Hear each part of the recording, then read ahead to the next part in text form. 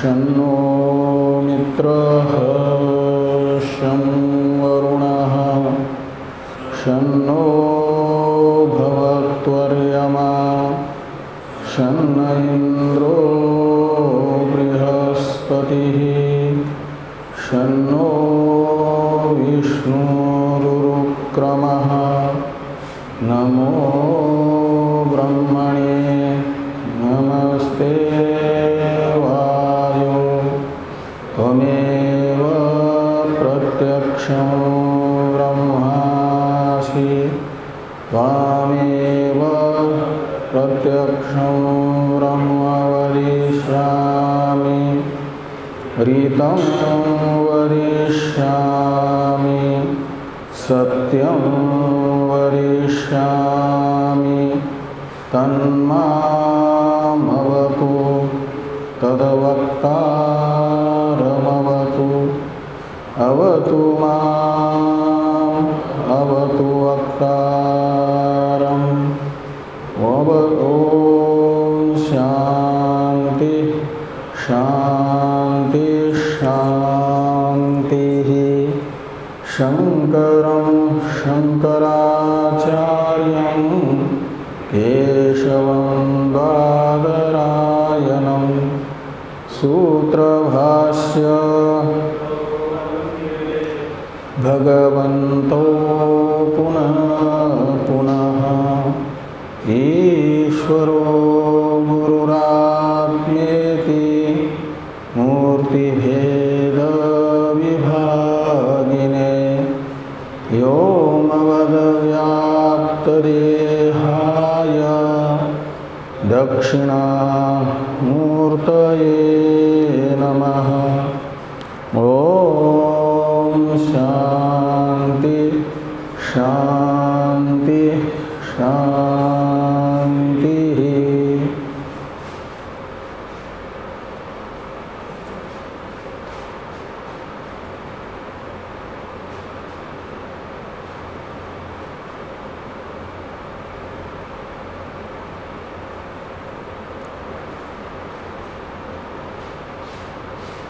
कृष्ण यजुर्वेदीय तैत्रीय उपनिषद के भृगुवल्ली नामक तृतीय अध्याय के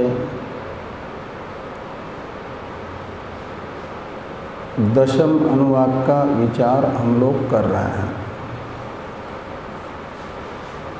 10वें अनुवाक की प्रथम कंडिका के व्याख्यान रूप भाष्य में चर्चा हो रही है।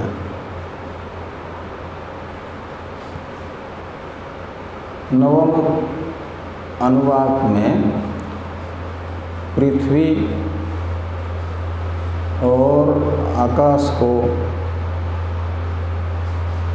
अन्न अन्नादत्त रूप से बताया गया।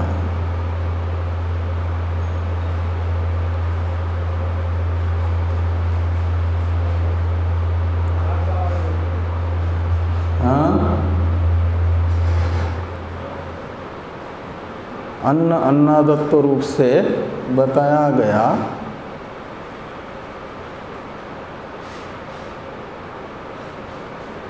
पृथ्वी आकाश को नवम अनुवाक में तो इनका परस्पर अन्न अन्नादत्वेन रूपेण चिंतन करने वाले के लिए नियम बताया गया कि न कंचन वसतो प्रत्याचक्षीत तद्व्रतम।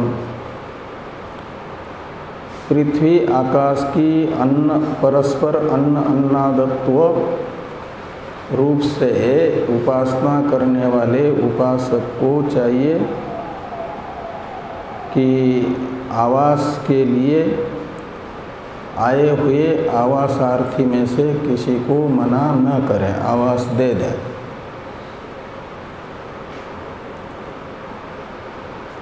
तो आवास देने का अर्थ है साथ में फिर उसके खाने पीने की व्यवस्था भी करें। तो जिस कारण से जिन आवास दिया गया है जिनको, उन्हें अन्न और पानी आदि की भी व्यवस्था करनी है, तो पकाना पड़ेगा नहीं। आटा चावल देने से पहले लोग तो अभी भी नर्मदा परिक्रमा में जो जाते हैं, कहीं आटा चावल दाल मिलता है, स्वयं जंगल में से लकड़ी खोज करके,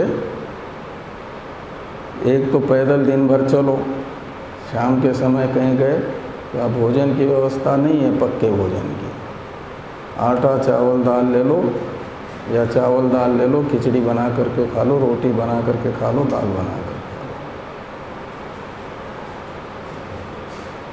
तो जब भोजन पकाने की व्यवस्था नहीं है तो गैस चूल्हा थोड़ी मिलेगा हमारा।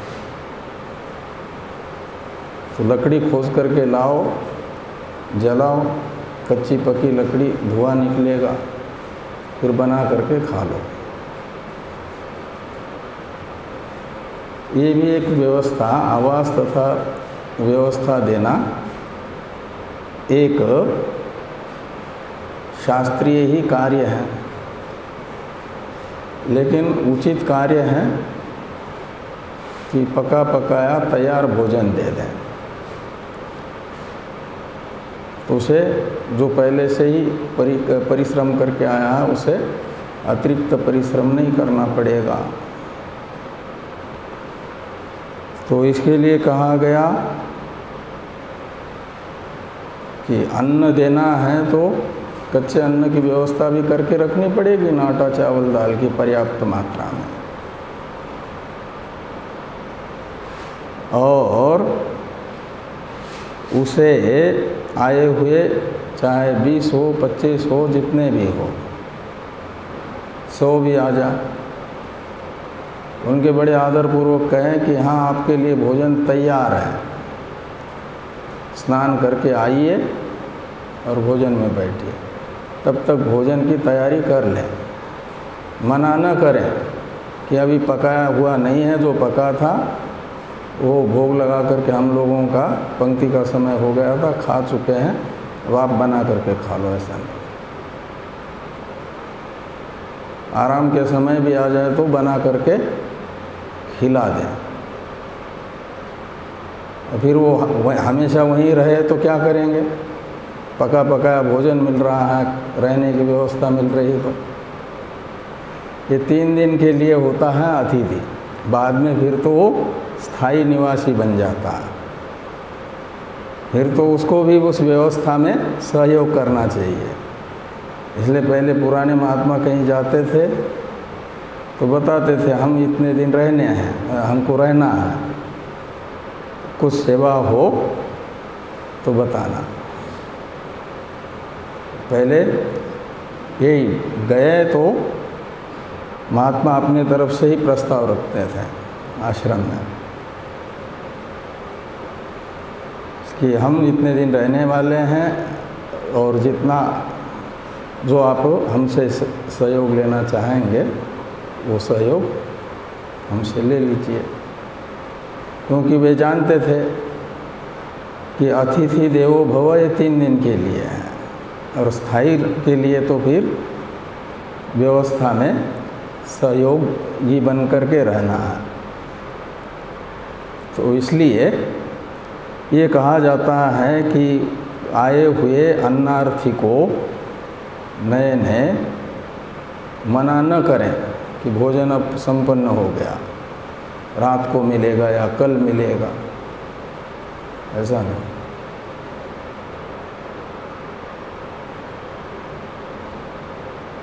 तो ये सब चर्चा चल रही है कि उसका प्रत्याख्यान न कर ले। मूल में जो आराध्यस्मय अन्नम इति आचक्षते, यहाँ तक जो मूल में वाक्य हैं उसके व्याख्यान रूप भाष्य की चर्चा हो चुकी है। इसके बाद वाला भाष्य आता है, बाद वाला भाष्य आता है कि मुखतो अस्मा अन्नम राध्यते। मुखतो क्या हुआ, कई विघ्न हमारे समझ में आते हैं। अब वो आ रहा है गैस वाला,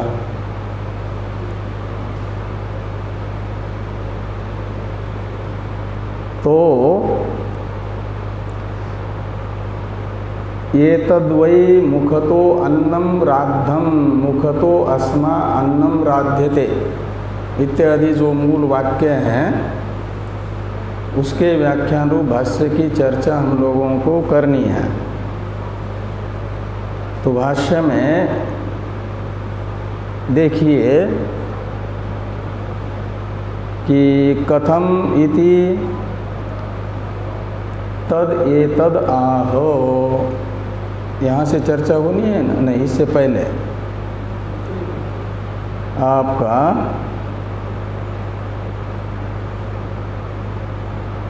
ये जो यथा यत कालम, यहाँ से चर्चा होनी है।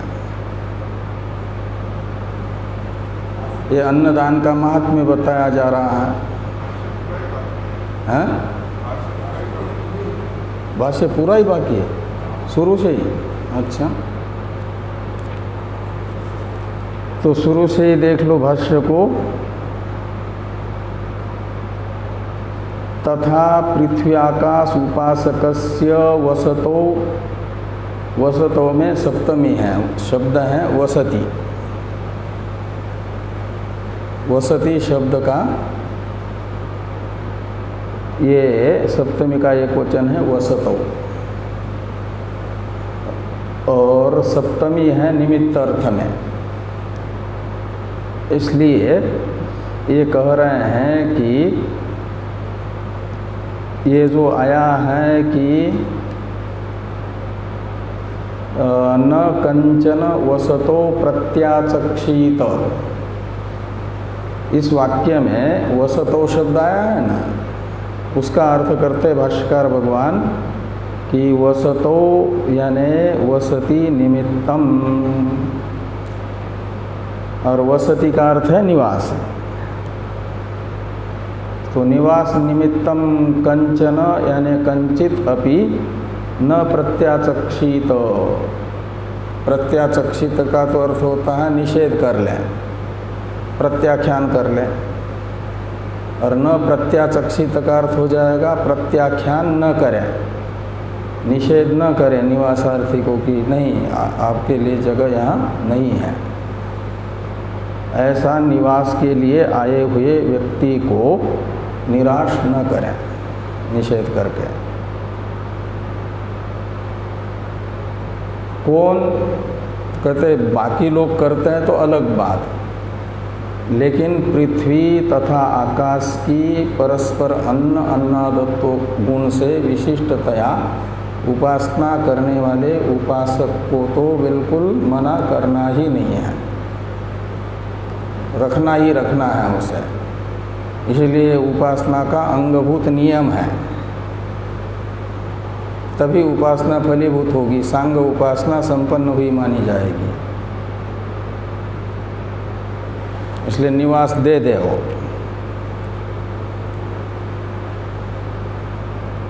तो वसत्यर्थम आगतम न निवारयेत, न प्रत्याचक्षित का अर्थ कर दिया कि निवास के लिए आए हुए व्यक्ति को आपके लिए निवास स्थान नहीं है, ये कह करके वापस न लौटाएं।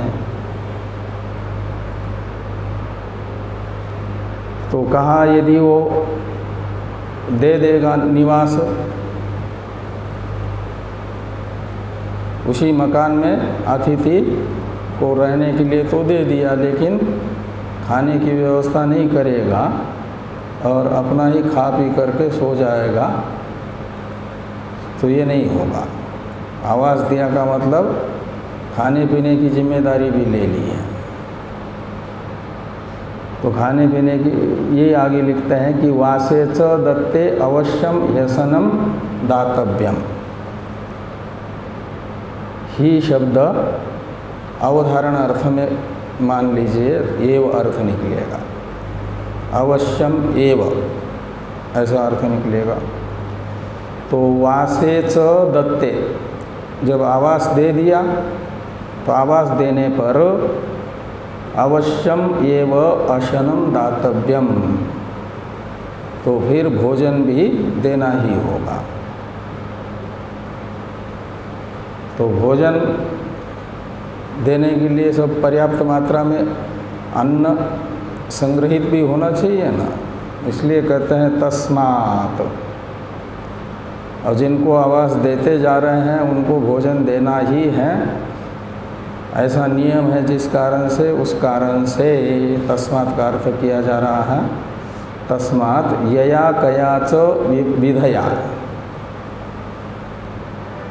यानी येन केन च प्रकारेण, यया कया च विधया का अर्थ कर दिया, येन केन च प्रकारेण बहुवन्नम प्राप्नुयात, यानी बहुवन्न संग्रहम कुर्यात इत्यर्थ, पर्याप्त अन्न का संग्रह करके रख लें। यस्मात् अन्नवंतो विद्वांसो अभ्यागत अन्नार्थिने अराधी संसिद्धम अस्मा अन्नम इति आचक्षते न नास्ति इति प्रत्याख्यानम कुर्वन्ति। तो यस्मात् यानी जिस कारण से, इस वाक्य का अर्थ किया जा रहा है। किस वाक्य का? कि आराधी अस्मा अन्नम इति आचक्षते, इसका अर्थ करते हैं कि जिस कारण से अन्नवंतो विद्वांस, विद्वान का मतलब है उपासक, तो पर्याप्त अन्न का संग्रह है जिन उपासकों के पास, वे उपासक क्या करते हैं? तो कहते हैं अभ्यागत अन्नार्थिने, तो जो अभ्यागत हैं और अन्न का अर्थी बन करके आया है, अन्नार्थी बन करके आया है, अतिथि, उसे सुखकर शब्द जिसका प्रयोग करके कहते हैं कि आराधी अन्न यानी संसिद्धम अस्मय अन्नम इति आचक्षते। तो अस्मय यानी अन्नार्थिने अतिथये, तो अन्नार्थी अतिथि के लिए आराधी का अर्थ कर दिया संसिद्धम। संसिद्धम का अर्थ है तैयार है अन्न, भोजन।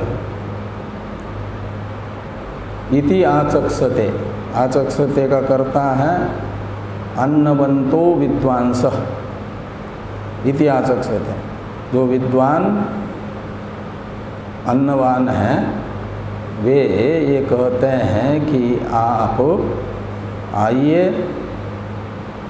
स्नान वगैरह करिए, भोजन तैयार है, हम पंगत की तैयारी कर देते हैं।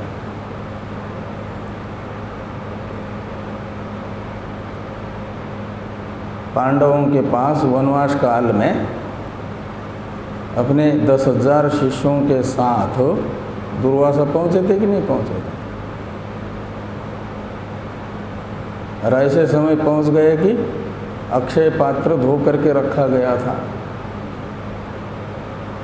और वहाँ कौन सा अन्न संग्रह है फिर? जब तक उस दिन अन्न अक्षय पात्र धो करके नहीं रखेंगे तब तो लाखों भी आ जाए और खा जाए तब भी कोई आपत्ति नहीं थी, लेकिन धो करके रखने के बाद तो जंगल में कहाँ से अन्न लाएंगे, और 10,000 एक जन को भोजन कराएंगे। लेकिन तब भी ऐसे समय भगवान कृष्ण को बुला करके उन्होंने उसी पात्र में से एक चावल का दाना जो कहीं लगा हुआ था कोने में खा लिया भात का, और कहा कि अनेन सर्वे तृप्यन्ताम, तो इससे सब तृप्त हो जाए।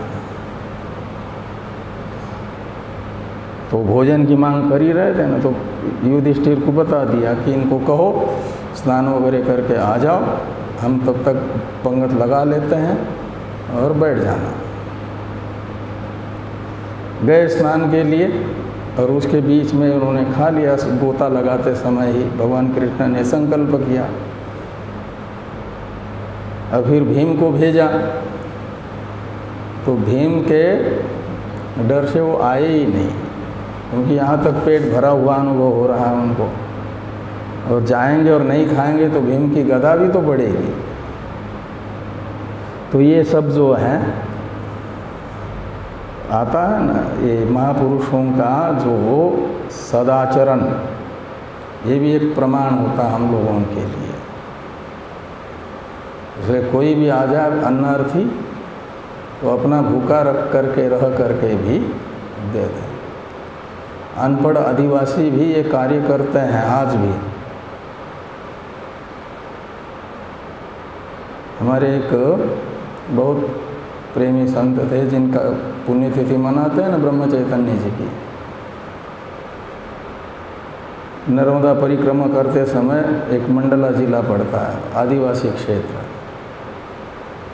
एक आदिवासी व्यक्ति दिन भर लकड़ी इकट्ठा करता है, पास वाले गांव में जाकर के बेचता है, वहाँ से थोड़ा बहुत कुछ आटा चावल खरीद लेता, आटा या चावल। स्वयं एक वो है, पत्नी है और पुत्री है उसकी, एक झोपड़ी बना करके नर्मदा किनारे जंगल में रहता है। ये लोग जा रहे थे तो शाम हो गई थी, कहने लगा कि महाराज आगे तो आप जाओगे तो 20-25 किलोमीटर दूर तक तो कोई गांव मिलेगा नहीं, जंगल में हिंस्र पशु भी रहते हैं, तो आप आज मेरे पास ही रुको।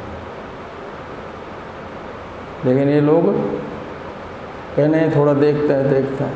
वो पीछे ही लगा 1-1.5 किलोमीटर तक, उनको रोका, अपने झोपड़ी पर ले गया। 3 लोगों के रहने के लिए झोपड़ी बनी हुई थी, ये महात्मा भी 3 थे। अपना तो बाहर सो लिए, पत्नी पुत्री के साथ इनको अंदर। घर में पिछले दिन का आटा था, केवल 3 रोटी बनाने लायक। 3 रोटी टिक्कड़ बन गए उससे। तो उसने क्या किया कि आधी रोटी और थोड़ी चटनी इन तीनों के एक पत्तल पर रख करके दे दी महात्माओं को। सोचा आधी वो खा लेंगे, आधी हम तीनों खा लेंगे। लेकिन 2 जो साथ में थे उनके अविवेकी थे महात्मा, और एक ब्रह्म चैतन्य जी विवेकी थे। उन्होंने देखा कि 3 ही रोटी माई ने बनाई है, उसमें से पहले बार हम लोगों को आधी दी है।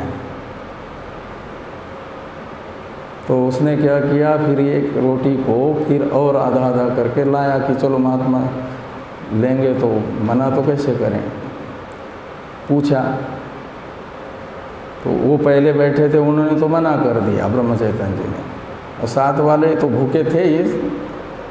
लेकिन मना करना चाहिए ना कि चलो अभी 1.5 रोटी बची है तो आधे वो खा ले, लेकिन मना नहीं किया, कहा दे दो। तो 1 रोटी वो भी चली गई, आधी रोटी बची, वो भी बाद में लेकर के आया। लेकिन इन्होंने ऐसे चीटी काट ली, अब नहीं लेना, इशारा कर दिया दोनों को। तो फिर वो आधी रोटी बेचारे वो तीनों खा करके वो रात बिताए बाहर सो करके, इनको अंदर सोने के लिए दिया। तो ऐसे लोग जो श्रद्धा से पालन करते हैं धर्म का, वो इस फल के भागी बन जाते हैं। ये कहा जा रहा है कि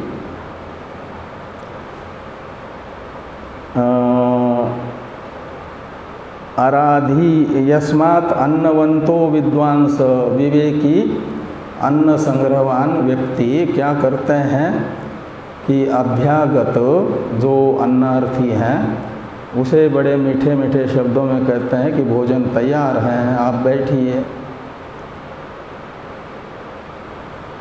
और जो बना हुआ अपने लिए भोजन है वो उनको खिला देता है, बाद में अपना बना करके खा लेता है। क्योंकि एक बार तो दिन में खाया ही हुआ है, रात में न भी खाए तो क्या हर्ज है, या खाना है तो थोड़ा बना करके खा लें। तो संसिद्धम अस्मय अन्नम इति आचक्षत, ऐसा कहते हैं।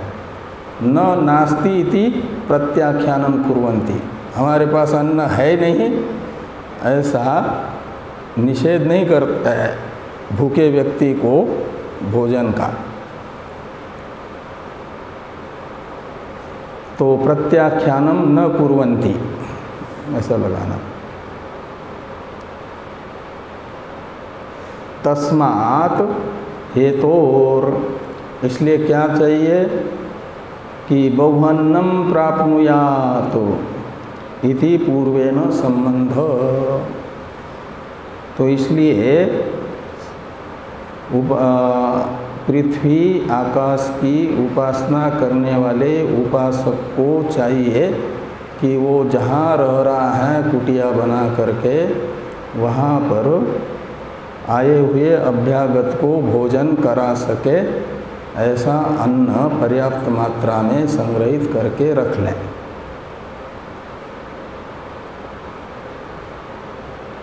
अब ये तद वै मुखतो अन्नम राद्धम इत्यादि वाक्य का व्याख्यान करते भाष्यकार भगवान कहते हैं अपिच अन्नदानस्य महात्म्यम उच्यते, अन्नदान का बड़ा महात्म्य है उसे बताते हैं कि अपिच अन्नदानस्य महात्म्यम उच्यते यथा, यानी यत् कालम प्रयच्छति अन्नम। तो मुखतः शब्द का अर्थ कर रहे हैं, पहले सामान्य नियम बता रहे हैं। आयु के 3 भाग कर दिए, प्रथम वय, मध्यम वय और अंतिम वय। तो आप अपने आयु के जिस अंश में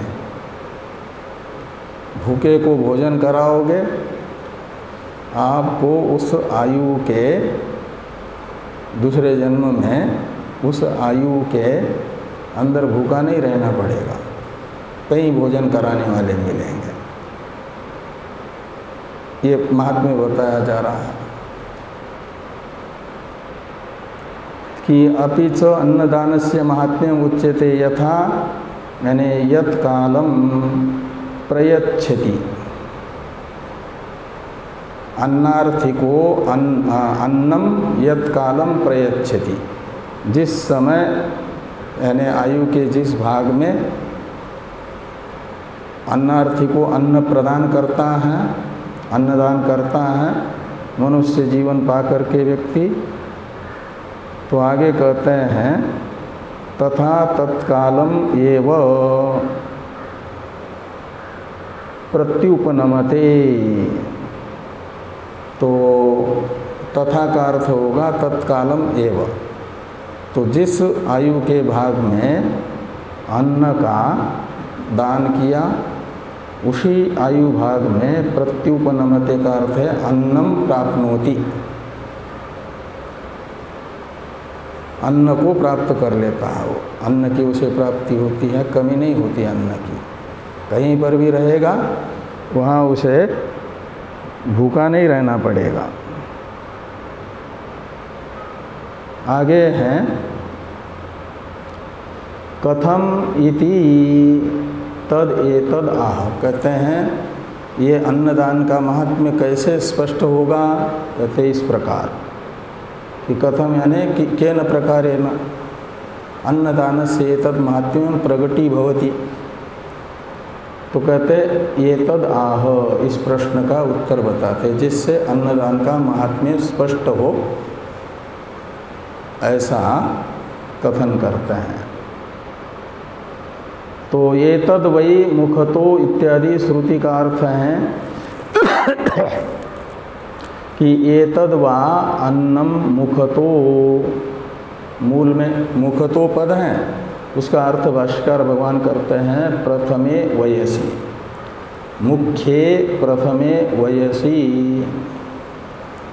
तो प्रथम वय में, आयु में, यानी क्या करता है, अथवा यानी दो अर्थ किए जा रहे हैं। एक तो प्रथम वय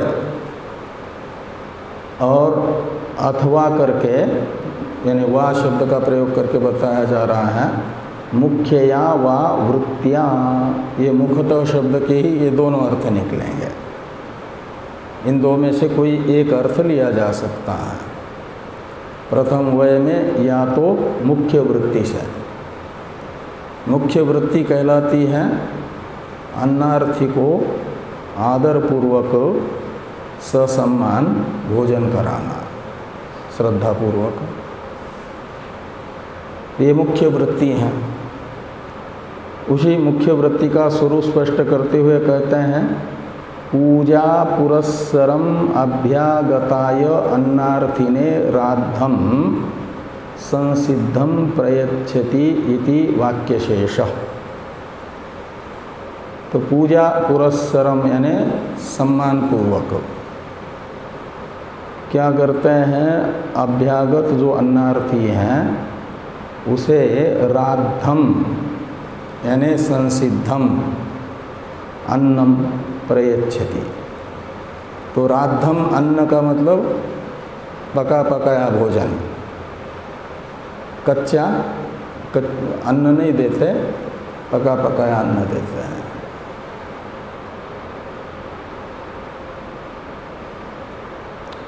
तो संसिद्धम यानी पका हुआ भोजन प्रयच्छति इति वाक्य से प्रयच्छति क्रियापद को राद्धम के पास जोड़ देना।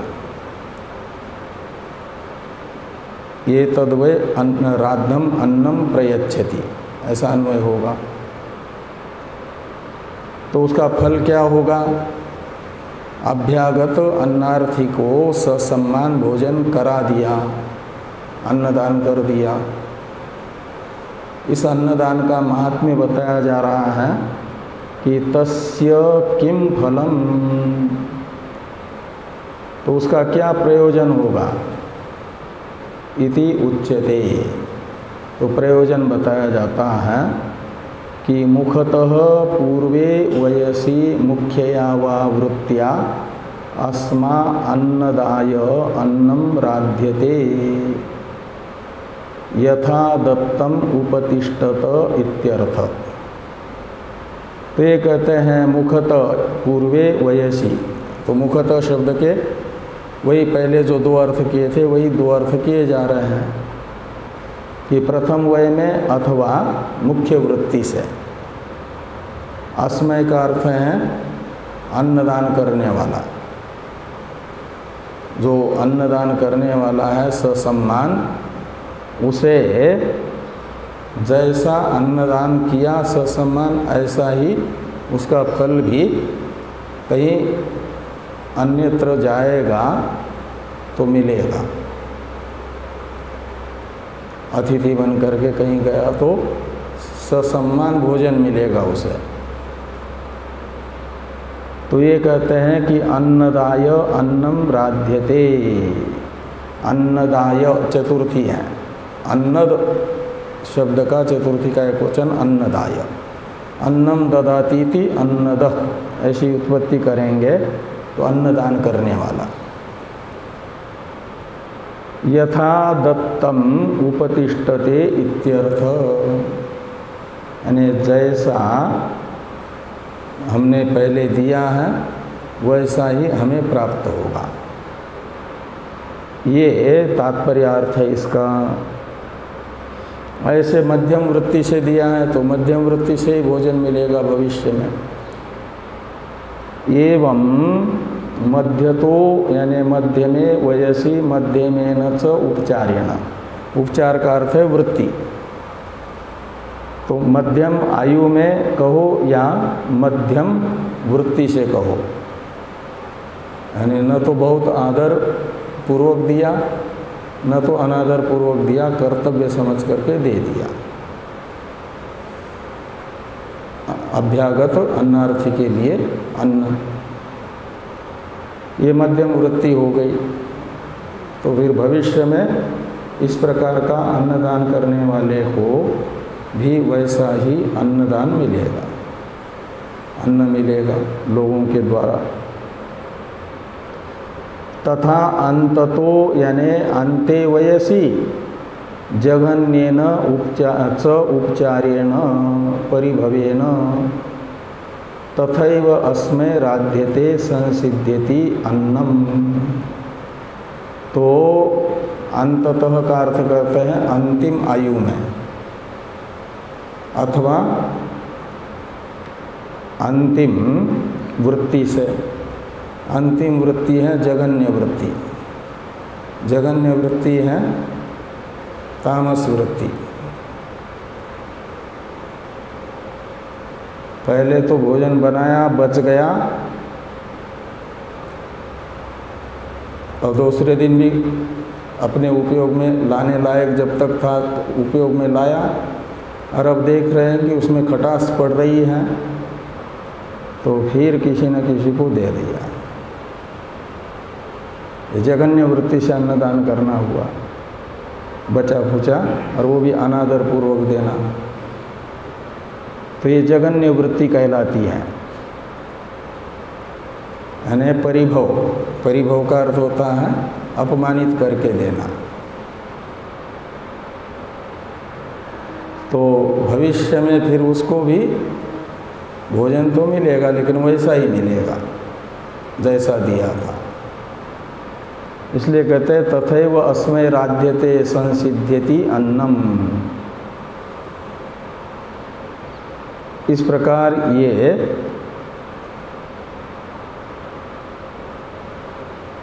हो गया आपके प्रथम कंडिका का व्याख्यान भाष्य में। लेकिन ये सब फल किसका हुआ? तो फल बताया जा रहा है य एवं वेद, ये जो द्वितीय कंडिका का प्रथम वाक्य है ना, वो उपासना को बताने वाला है।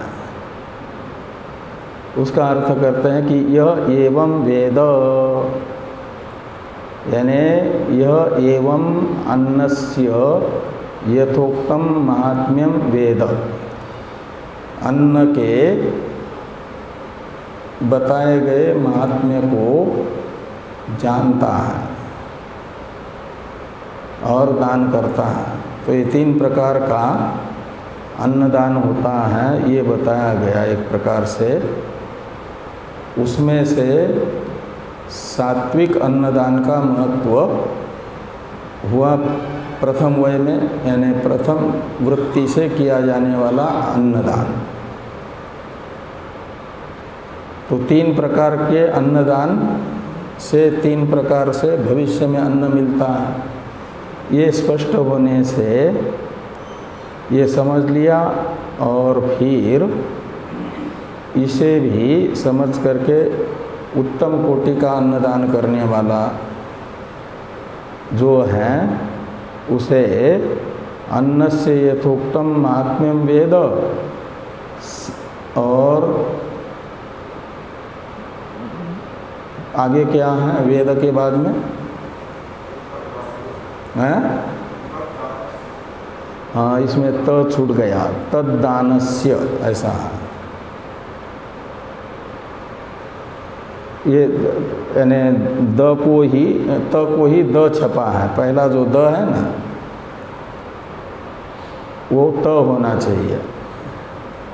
तद्दानस्य यानी तीन प्रकार के दान होते हैं। ये जो दान का यथोक्त महात्म्य है, और उसका फल भी उपनयत यानी प्राप्त में तो वैसा ही फल प्राप्त करेगा। जो इस प्रकार का महात्म्य जान करके अन्नदान करता है तो वो निश्चित है कि उत्तम कोटि का ही अन्नदान करेगा, प्रथम वृत्ति का ही अन्नदान करेगा ना, प्रथम वृत्ति से। फिर वो भी प्रथम वृत्ति से ही भविष्य में अन्न प्राप्त करेगा। कोई नहीं चाहेगा कि अपमानित होकर के भोजन मिले, कोई नहीं चाहेगा कि भोजन तो मिल रहा है लेकिन सामने वाला कोई आदर बुद्धि नहीं दिखा रहा है देने वाला। सब चाहेंगे कि हमें जिससे अन्न प्राप्त हो रहा है वह हमारे प्रति आदर भाव भी दिखा दें, तो उसके लिए फिर आदरपूर्वक ही हमको भी देना पड़ेगा ना पहले। ये महात्म्य हुआ। इस प्रकार का महात्म्य जो जानता है वह यथोक्त फल को प्राप्त करता है। तो कहते हैं फिर महात्म्य का ज्ञान जिसको नहीं है, जिसने ये तैत्तिरीय उपनिषद का 3 अध्याय का 10वां अनुवाक नहीं पढ़ा है, तो उसका क्या होगा? तो उसके विषय में कहा गया 2 नंबर टिप्पणी में 3 नंबर टिप्पणी में कि यद्यपि महात्म्य ज्ञानम अजाननास्यापि अजानानस्यापि, यानी जो अन्नदान के महात्म्य को नहीं जानता है, अन्नदान की महत्ता को नहीं जान रहा है, तो भी अन्नदान करता है बिना महात्म्य ज्ञान के ही, तो भी उसका वह अन्नदान विफल नहीं होगा, व्यर्थ नहीं जाएगा। ये कहते हैं कि दानम न विफलम, तथा विफल तो नहीं हो रहा है यद्यपि, तो भी कहते हैं तथापि महात्म्य ज्ञान पूर्वकम क्रियमानस्य, तो महात्म्य ज्ञान पूर्वक किया जाने वाला जो अन्नदान, उस अन्नदान का फले अतिशय, महात्म्य ज्ञान का फल होगा कि अन्नदान के फल में अतिशय यानी उत्कर्ष, इति सामर्थ्यात अवगम्यते, ये सामर्थ्य से अवगत होगा। फले अतिशय इति महात्म्य वेदने श्रद्धातिशय संभवात, फलातिशयो न्याय इति अवधेयम। तो फले अतिशय इति महात्म्य वेदने श्रद्धातिशय संभवात, जब फल में अतिशय होगा तो महात्म्य वेदन के प्रति श्रद्धा अतिशय संभव होगी, उत्कृष्ट श्रद्धा बनेगी महात्म्य ज्ञान के प्रति, और फिर जान करके महात्म्य को दान करेगा तो फलातिशय प्राप्त कर लेगा।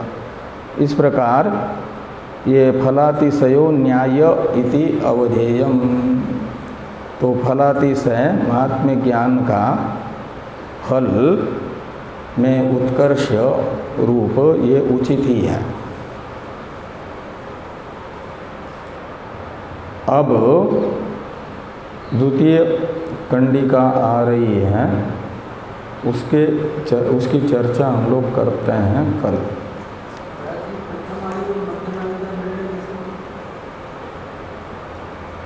प्रथम आयु, मध्यम आयु और अंतिम आयु का निर्णय होता है 25 वर्ष तक मानी जाती है प्रथम आयु,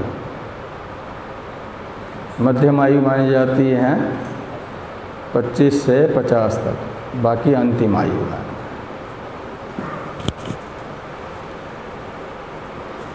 ओम शन्नो मित्रः शं वरुणः शन्नो भवत्वर्यमा शन्न इंद्रो बृहस्पतिः शन्नो विष्णुरुक्रमः। नमो ब्रह्मणे नमस्ते वायो त्वमेव प्रत्यक्षं ब्रह्मासि त्वामेव प्रत्यक्षं ब्रह्म वदिष्यामि। ऋतं वरिष्यामि सत्यं वरिष्यामि तन्मामवतु तद्वक्तारमवतु अवतु माम् अवतु वक्तारम्। ॐ शान्ति शान्ति शान्तिः। शङ्करं शङ्कराचार्यं केशवं बादरायणं सूत्रभाष्यकृतो वन्दे भगवन्तो पुनः पुनः। ईश्वरो मूर्तिभेदविभागिने व्योमवद्व्याप्तदेहाय दक्षिणामूर्तये नमः। ॐ शान्ति शान्ति।